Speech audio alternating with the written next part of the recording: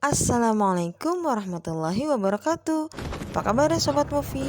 Ada film baru nih dari Cina yang mengusung tema action, adventure, dan fantasy. Judulnya The Medicine King Kafir.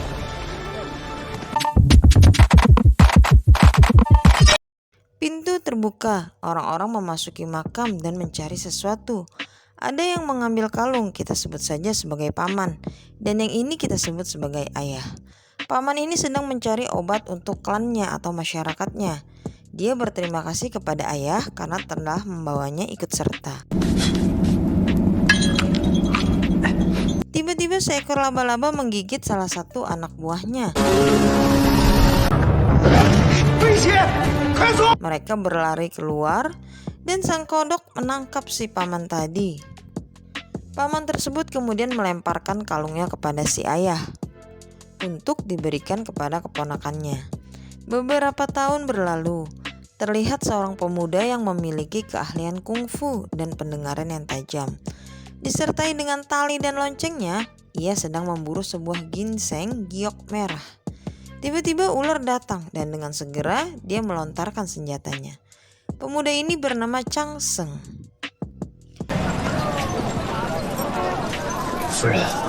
Seorang tabib sedang memeriksa seorang wanita. Tabib ini bernama Yifa.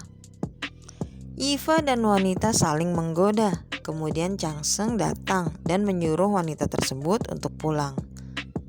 Chang Seng meminta Yifa untuk merebus ginseng giok merah. Ginseng ini terkenal sangat mahal karena susah dicarinya.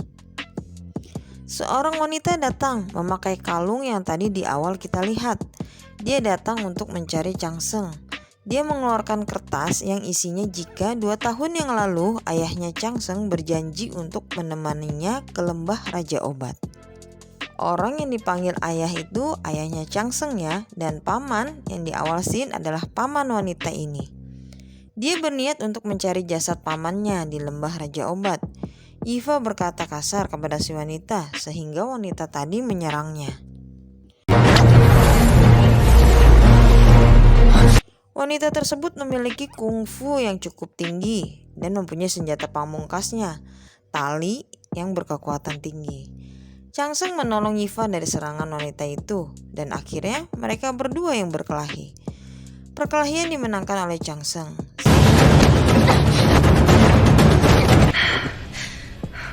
Saat itu ia sempat memegang nadi si wanita. Chang Seng berkata jika dia terkena racun. Wanita tersebut berkata jika klannya terkena penyakit aneh yang umurnya tidak sampai 35 tahun. Masyarakat di desa dia terkenal memelihara hewan untuk membuat racun. Tiba-tiba seorang pria tua datang, kita panggil saja Pak Tua ya. Pak Tua ini juga ingin pergi ke lembah Raja Obat, tapi untuk mencari harta di sana. Pak Tua bilang keturunan dari klan Chang Seng adalah orang-orang hebat semua. Ayahnya Chang Seng pernah menandatangani surat untuk membantunya pergi ke lembah Raja Obat. Akhirnya mereka semua pergi bersama, memasuki sebuah kota yang disebut kota peristirahatan untuk membeli persediaan yang akan mereka bawa. Ada klan lain yang ikut juga mencari harta di lembah Raja Obat. Pimpinannya dipanggil dengan sebutan Tuan ke-9. Dan ini adiknya, Hu Niu. Hu Niu tertarik dengan kalung yang dipakai Nona Miao. Sebagai penjelajah makam, mereka tahu kalau kalung itu berharga. Anak buah mereka mencoba untuk merebutnya, tapi Kung Fu Miao bisa mengalahkannya dengan mudah. Namun menjadi seru ketika Nona Miao melawan Hu Niu.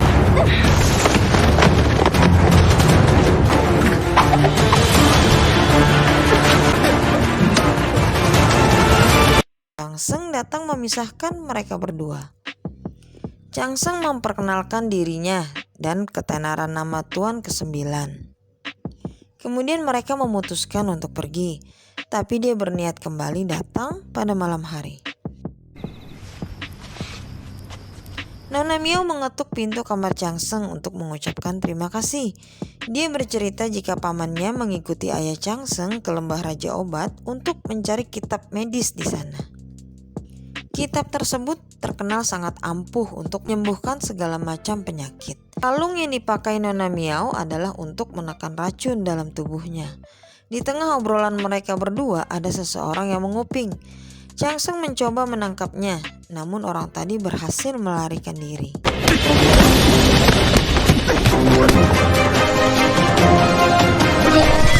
Esok harinya mereka melanjutkan perjalanan. Jembatan yang akan mereka lalui terputus. Yifa menduga kalau ini semua adalah ulah dari Tuan ke-9 yang merupakan saingannya. Changsung mempunyai ide untuk memasangkan tali di seberang sehingga mereka semua bisa melewatinya. Satu persatu pun mereka lewat dengan selamat. Tuan ke-9 sampai duluan di lembah Raja Obat. Mereka mulai memasuki goa dan melihat-lihat keadaan sekitar. Sampai anak buah mereka diserang oleh laba-laba beracun.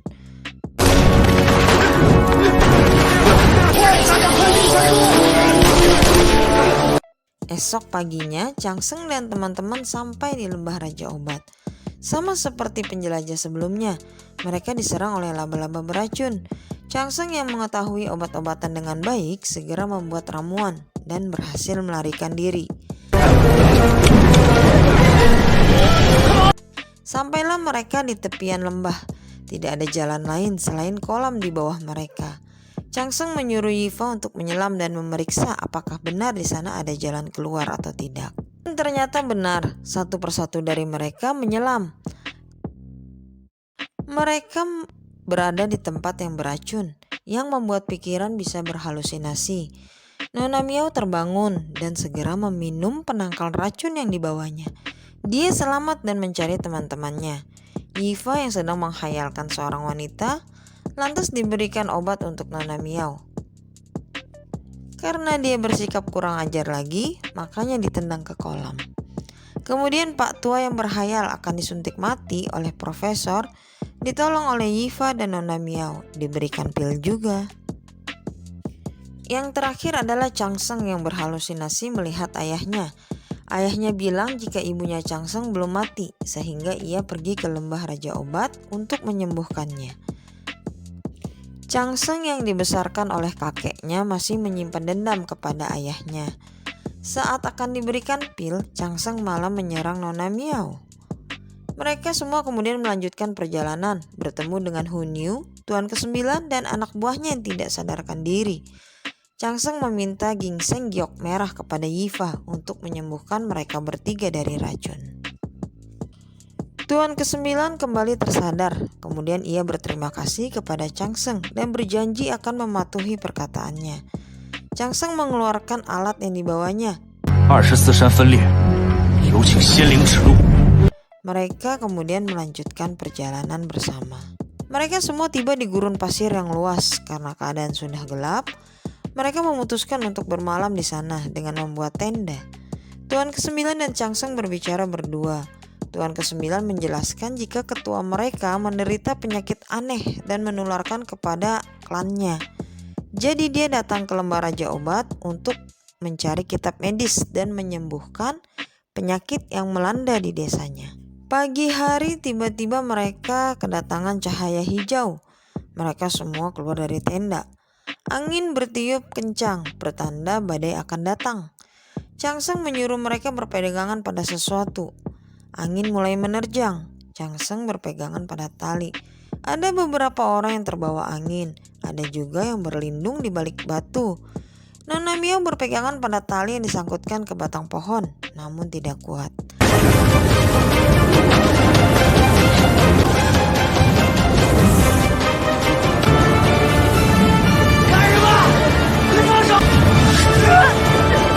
Satu persatu pegangan mereka terlepas.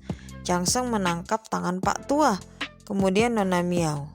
Hunyu yang terseret badai memegang kaki Yifa. Badai telah berlalu, masing-masing orang selamat.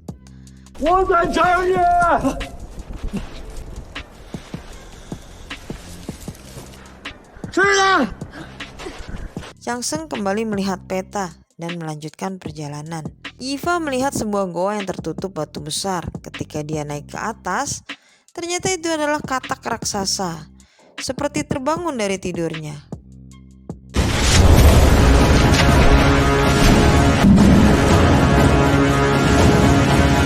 Katak tadi mulai melompat dan menyerang mereka satu persatu. Pistol yang dipakai tidak mempan untuk menembak kulit katak yang keras. Changsung berusaha untuk mengikat katak raksasa ini, dibantu dengan semua temannya. Dan katak pun berhasil diikat, dia tidak bergerak lagi. Lantas mereka memasuki goa. Di dalamnya terdapat makam Raja Obat, tempat yang sama yang ayahnya Changsung datangi. Kalung Nona Miao bersinar. Dengan kalungnya itu pintu makam terbuka. Jelas ya, karena kalung itu dulu berasal dari makam ini juga. Ada jasad yang duduk di sana. Changsung meminta izin terlebih dahulu. Dia kemudian menemukan sebuah cerita di balik ini semua, bahwa ada seorang pemuda yang dulunya jatuh cinta dengan putri pejabat. Namun putri tersebut meninggal karena meminum racun. Kemudian dia datang ke lembah Raja Obat untuk berlatih ilmu medis dengan tujuan menghidupkan kembali sang putri. Pemuda tersebut menggabungkan mutiara kodok darah dan rumput pengembali kehidupan untuk mengembalikan nyawa sang putri, tapi tidak berhasil. Ramuan yang ia buat malah meracuni dirinya sendiri dan ia pun meninggal. Changsung menyatukan kembali jasad mereka berdua dalam satu peti. Changsung kemudian membaca ramuan dalam buku medis. Dia menemukan obat yang bisa menyembuhkan klan Nona Miao. Changsung kemudian menyerahkan kitab medis kepada Tuan ke-9 untuk menyembuhkan wabah yang terjadi di desanya. Ia bilang sudah menghafal ramuan untuk Nona Miao. Tuan ke-9 sangat berterima kasih kepada Changsung. Pak tua yang tadinya datang karena mencari harta yang dinaungi oleh pihak asing, tidak jadi mengambil harta apapun di makam. Ia malah menghormati Changsung karena perilakunya. Satu orang anak buah mereka mengambil batu berharga di dinding. Kemudian dia digigit laba-laba beracun dan akan segera berubah menjadi zombie atau mayat hidup. Laba-laba yang lain segera menyerang.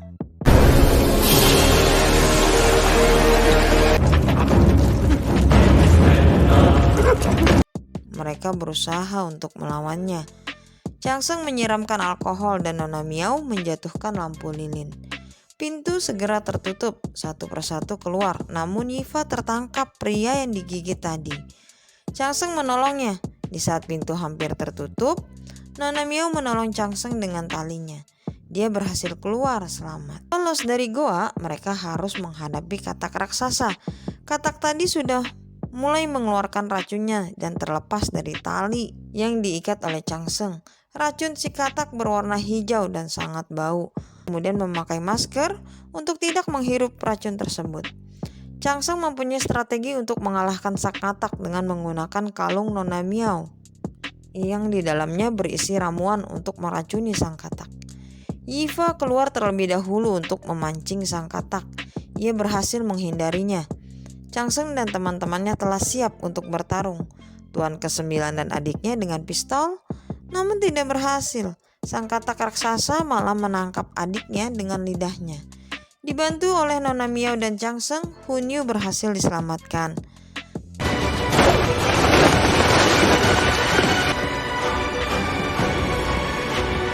Changsung yang memegang tombak siap menusuk katak saat ia lompat.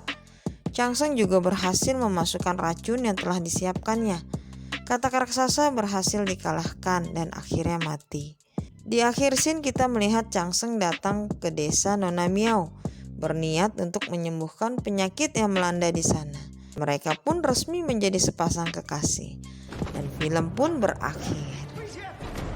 Ya begitulah Sobat Movie ceritanya katak raksasa penjaga makam Raja Obat. Semoga terhibur. Jangan lupa positifkan pikiran dan tubuhmu. Assalamualaikum warahmatullahi wabarakatuh.